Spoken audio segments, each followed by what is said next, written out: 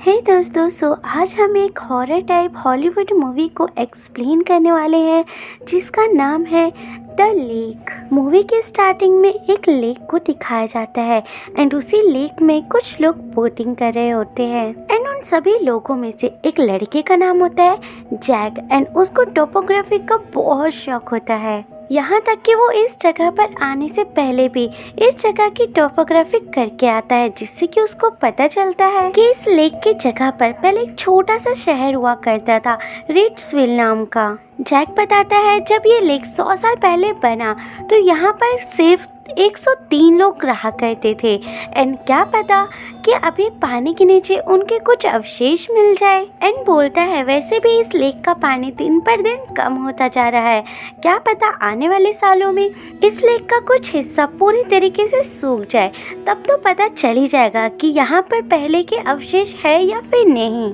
लेकिन जैक को इतना वेट बिल्कुल नहीं हो रहा था और वो ये सब देखने के लिए पानी में कूद जाता है। साथ ही जैक की बहन भी पानी में कूद जाती है जिसका नाम होता है फिन। दोनों काफी देर तक पानी में इधर उधर देखते हैं लेकिन उनको कुछ नहीं मिलता और काफी देर बाद जैक को एक वॉल मिलता है और फिर एक बाइसाइकिल एंड इसके बाद एक दुकान का बोर्ड जिसके ऊपर उसके एड्रेस की जगह रिट्सविल लिखा होता है। इसका मतलब कि जैक ने जो कुछ भी पढ़ा और सुना वो सब कुछ सच था। ये सब देख के वो दोनों भाई बहन काफी ज्यादा खुश होने लगते हैं और फिर सारी चीजें लेकर वो दोनों ऊपर जाने लगते हैं। तभी एक बहुत ही अजीब इंसिडेंट होता है। अचानक से जैक का पैर किसी चीज में पूरी तरीके से फंस जाता है। जैक जितनी कोशिश करता है अपने पैर को छुड़ाने की, उसका पैर उतना ही फंसता जाता है। फिर फिन भी काफी कोशिश करती है अपने भाई के पैर को छुड़वाने की, लेकिन फिन को सांस लेने के लिए पानी के ऊपर जाना होता है एंड फिन जैसे ही वापस आती है तो वो देखती है उसका भाई वहीं पर मर चुका होता है एंड उसके भाई की बॉडी नीचे की तरफ जाने लगती है। तभी फिन देखती है कि जैक का पैर किसी चीज में नहीं पड़ा, उसका पैर तो किसी ने पकड़ रखा था, किसी इंसान के हाथ ने। ये सब देखकर फिन काफी घबरा जाती है और उसके दिमाग पर काफी असर पड़ता है। फिन किसी को भी समझा ही नहीं पाती कि असल में हुआ क्या और ना ही कोई फिन को समझ पाता है। फिन को लगता है मैंने जो कुछ भी देखा शायद मैंने ही कुछ गलत देखा। ये सब बोलकर फिन अपने आप को ही समझाने लगती है। ये सब बोलकर फिन अपने आप को 4 महीनों तक समझाती रहती है, यहाँ तक कि फिन को कुछ टाइम तक मेंटल हॉस्पिटल में भी रहना पड़ता है। अब फाइनली फिन अपने घर आती है, लेकिन अब पहले की तरह कुछ भी नहीं था। मानो उसके हंसते खेलते परिवार पर एक शमशान की तरह उदासी छा गई हो। उसके पेरेंट्स इन सभी सिचुएशन को कॉम्प्रोमाइज करने लगे थे, लेकिन अपने अपने तरीके से। उसके डैड जेफरीन पूरे 24 घंटे काम करने लगे थे इस उम्मीद में कि वो इन सभी चीजों को भुला सके। उसकी मॉम एरन अभी भी उसकी तलाश में थी कि उसके बेटे जैक की मौत आखिर हुई कैसे, क्योंकि जैक को तो अच्छी स्विमिंग करने आती थी, तो फिर वो कैसे डूब सकता है। और इवन उसकी लाश भी नहीं मिली। उसकी मॉम उस लेक के बारे में पता करती है तो उसकी मॉम को पता चलता है कि वो लेक कर्स्ड था, क्योंकि हर साल वहाँ पर किसी न किसी की मौत होती थी लेकिन सभी की लाश मिल जाती थी। जैक की तरह किसी की भी लाश गुम नहीं हुई। दूसरी तरफ थी फिन, जिसको हर रात वही डरावना सपना आता रहता था। फिन वो हादसा कभी भी नहीं भूली, यहाँ तक कि डॉक्टर के इलाज से भी कोई फायदा नहीं हुआ। बस इसी तरीके से उनकी लाइफ अब चलती रही, लेकिन साथ ही उनके साथ कुछ अजीब घटनाएं भी होने लगी जब से फिन वापस घर लौटी थी। ऐसा ही एक अजीब हादसा एरन के साथ जब होता है, जब एरन नहाने जाती है।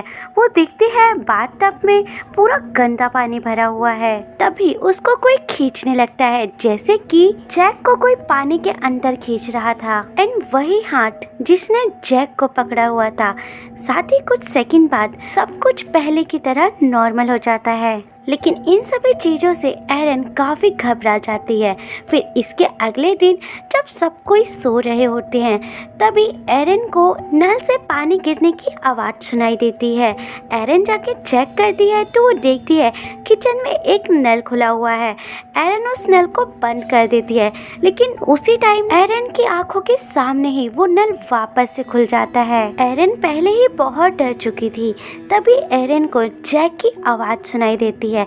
एरन देखती है कि उसका एक डोर खुला होता है। एरन जाकर देखती है पूल के चारों तरफ से पानी निकल रहा होता है और वो पानी होता है लेक का गंदा पानी। तभी उसको जैक की आवाज़ सुनाई देती है और उसकी एक झलक दिखाई देती है जो कि उससे बोल रहा होता है कि वो उसको ढूंढ निकाले। एरन को इसके बाद नींद ही नहीं आती और वो ठान लेती है कि वो अपने बेटे को ढूंढ कर ही रहेगी, चाहे उसको कुछ भी करना पड़े।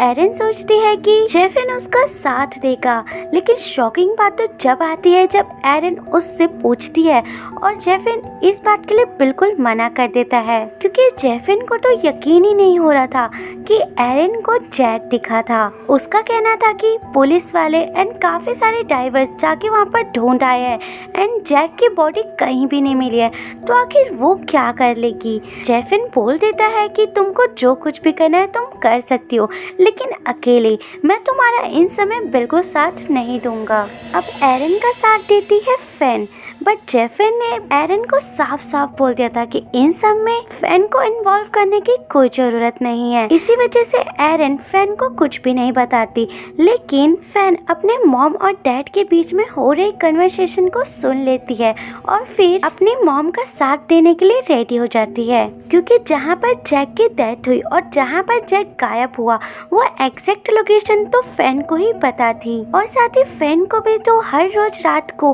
वो डरावने सपने आते थे, इसीलिए वो अपने मॉम के कंडीशन को समझ सकती थी। साथ ही फैन अपने भाई को वापस तो नहीं ला सकती थी, लेकिन अगर उसकी बॉडी मिल जाए तो वो कम से कम रिग्रेट तो कर ही सकती थी। इसके बाद वो दोनों निकल जाते हैं जैक की बॉडी को ढूंढने के लिए। एरन लेक में जाती है जैक की बॉडी को ढूंढने के लिए और फैन उसको लोकेट करती रहती है। पानी तो कम था उस लेक में, बट फिर भी एरन अपनी बॉडी को एक रस्सी से बांध लेती है ताकि कुछ भी हो तो जल्दी से फैन उसको ऊपर खींच सके। काफी देर तक इधर उधर ढूंढने के बाद एरन उस लोकेशन पे पहुंच जाती है जहां पर वो साइकिल और वो बैनर था। आखिर जैक वहीं से तो गुम हुआ था। फिर जब एरन वहाँ पहुँचती है तो एरन ऐसा कुछ भयानक देखती है जो कि उसने सोचा भी नहीं था। एरन वहाँ पर देखती है कि वहाँ पर 3 लाशें पड़ी हुई हैं और वो तीनों लाशें एक ब्लॉक से बंधी हुई होती है। एरन को लगता है कि इसी में फंसकर इनकी मौत हुई होगी। एरन उन लाशों के पास जाती है और गले से एक लॉकेट निकालकर वापस सांस लेने के लिए ऊपर जाने लगती है। तभी एरन के साथ वही भयानक सी घटना होने लग जाती है जो कि जैक के साथ हुई थी। एरन का भी पैर वापस से कोई खींचने लगता है, लेकिन एरन के साथ जैक की तरह बिल्कुल नहीं होता और कुछ ही सेकंड के बाद एरन का पैर बिल्कुल आजाद हो जाता है। तभी एरन को जैक दिखता है। शायद से एरन को वहाँ पर जैक नहीं बचाया था, बट जैक की बॉडी जब वहीं थी तो एरन को वो बॉडी पहले क्यों नहीं मिली।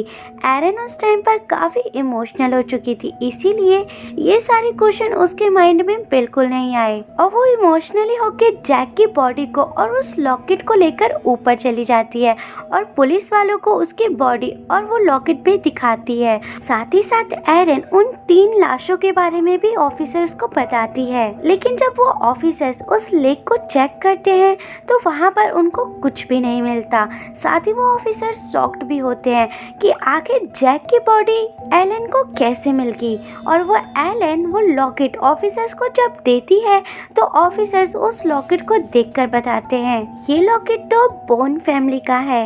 कुछ सालों पहले एग्जैक्टली इसी लोकेशन पर 3 भाइयों वाली फैमिली यहाँ पर आ करती थी, लेकिन सडनली वो तीनों भाई अचानक से ही गायब हो गए। अब कहाँ गए एग्जैक्टली किसी को भी नहीं पता, लेकिन उनकी फैमिली में एक मेंबर जिंदा है, वही कुछ बता सकता है। अब पुलिस को तो कोई भी लाश नहीं मिली, इसीलिए कोई भी लीगली केस नहीं बना, लेकिन एलन ने सब कुछ देखा, इसलिए एलन को ये सब कुछ जानना था। इसीलिए एलन ने डिसाइड करा कि जो एक मेंबर रह गया है वो उससे मिलेगी। जब एलन उससे मिलने जाती है तो उसको कुछ शॉकिंग पता चलता है कि वो तीन भाई सच में थे जिन्होंने उस लेक को बनाया था और रीड प्रेस्कॉट ने ही उनका खून किया था। और उस टाइम पे प्रेस्कॉट फैमिली वो फैमिली हुआ करती थी जिसके पास बहुत पैसा हुआ करता था और सभी उनकी बात भी मानते थे और सब उनसे डरते भी थे। अब जो इस लेक से अच्छा खासा प्रॉफिट होने वाला था उसमें काफी ज्यादा शेयर प्रेस्कॉट फैमिली का भी था, इसीलिए वहाँ पर वो खड़े होकर वहाँ पर सब कुछ खाली करवाया था। लेकिन बोन फैमिली वहाँ से नहीं हटना चाहती थी, इसीलिए प्रेस्कॉट फैमिली ने कोई दूसरा ही रास्ता अपनाया। जिस दिन लेक खुलने वाला था उसी दिन उन तीनों भाई का अगवा करवा लिया गया और एक जंगल में ले जाके बहुत टॉर्चर किया गया और लास्ट में उनको वहीं पर मरने के लिए छोड़ दिया गया।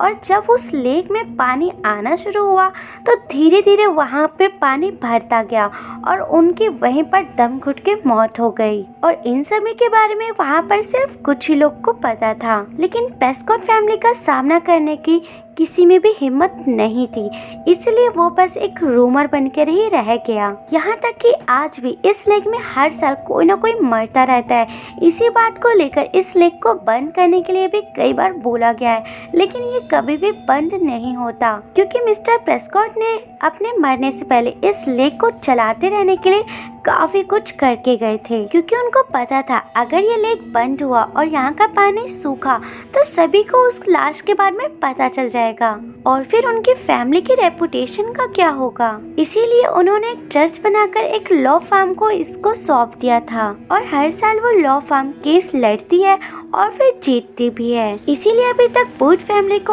अभी तक इंसाफ नहीं मिला। एंड इस फार्म का नाम है स्प्रिंकलेट एंड फेवर। ये नाम सुनते ही फेन और एलन काफी शॉक्ड हो जाती है क्योंकि जेफिन यहीं पर तो काम करता है, मतलब कि इस लेक के बारे में उसको सब कुछ पहले ही पता है। एलन डिसाइड करती है कि वो वापस घर जाएगी और जेफरिन को कन्विंस करेगी, लेकिन इसकी जरूरत ही नहीं पड़ती।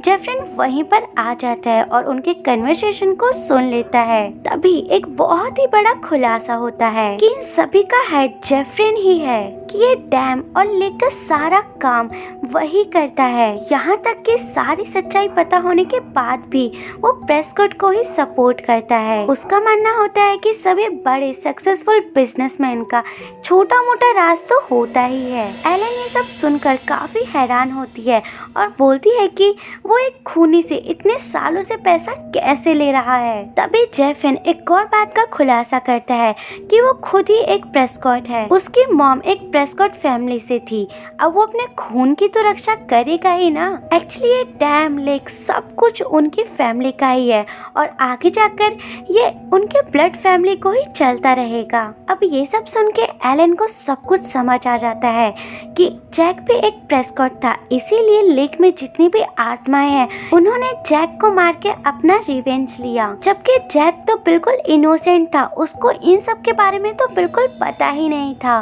और इन सब के बारे में जेफरिन को ऑलरेडी सब कुछ पता था, इसीलिए जेफरिन उन सब को लेक से बहुत दूर रखता था। अब यहाँ पर गुनहगार जेफरिन था, सजा मिलनी चाहिए थी तो सिर्फ जेफरिन को मिलनी चाहिए थी, इसीलिए लेक में जो भी आत्माएं थी उन्होंने अपनी बॉडी को भी एलन को दिखाया ताकि सच उसे पता चल सके। एलन जेफरिन को काफी कुछ समझाने की कोशिश करती है बट जेफरिन कुछ भी नहीं समझता और इसी बातचीत में वो लोग नोटिस करते हैं कि वहाँ पर सब कुछ सुन हो चुका है, मानो वहाँ का टाइम बिल्कुल थम चुका है। अचानक से ही वहाँ पर लाइट चली जाती है और तुरंत वहाँ पर सारे फोन डेड हो जाते हैं। जेफरिन को वहाँ पर कुछ भी ठीक नहीं लगता, तभी जेफरिन सभी को वहाँ से निकलने के लिए बोलता है, लेकिन अब वो वहाँ से कहीं भी भाग नहीं सकता था, उसको अब सच्चाई का सामना आखिर करना ही पड़ा। वो लोग देखते हैं कि लेक के अंदर से एक एक लाश करके बाहर आने लगती है और घर को चारों तरफ से उसे घेर लेती है। वो आत्माएं एलन और फैन को कुछ भी नहीं करती क्योंकि उनको पता था कि एलन और फैन का इन सभी में कोई भी हाथ नहीं है। इवन उनको इस बारे में कुछ भी नहीं पता था। वो तो बस जेफरिन से रिवेंज लेना चाहती थी, इसीलिए वो जेफरिन को उठाकर उसी लेक में उन्हीं की तरह डुबोकर मार देती है। एलन और फैन वहाँ पर बस खड़े रहते हैं, वो कुछ भी नहीं कर पाते। एलन उनसे प्रॉमिस करती है कि वो सभी के सामने सच्चाई सामने लेकर आएगी। वो अभी तो कुछ नहीं कर पाएगी क्योंकि उसकी बातों पर कोई भी ऑफिसर यकीन नहीं कर रहा था, लेकिन ड्रॉट के कारण जब लेक का पानी सूख जाएगा तब सभी लाशें ऑफिसर्स को भी दिख जाएंगी, जिसके बाद सारी बातें सामने आ जाएंगी और एलन इसी दिन का इंतजार कर रही थी। सो दोस्तों, ये स्टोरी यहीं पर ख़त्म हो जाती है। आप भी हमें कमेंट बॉक्स में ज़रूर बताना आप सभी को ये हॉरर मूवी कैसी लगी। और अगर आप सभी को इस तरीके की मूवीज़ पसंद है तो हमारे चैनल को सब्सक्राइब करके बेल नोटिफिकेशन को ऑल पे ज़रूर कर लेना, ताकि आप सभी इस तरीके की मूवीज़ को देख सके। सो चलते हैं और मिलते हैं हम अपनी नेक्स्ट वीडियो में। तब तक ले tata bye bye and take care and be safe.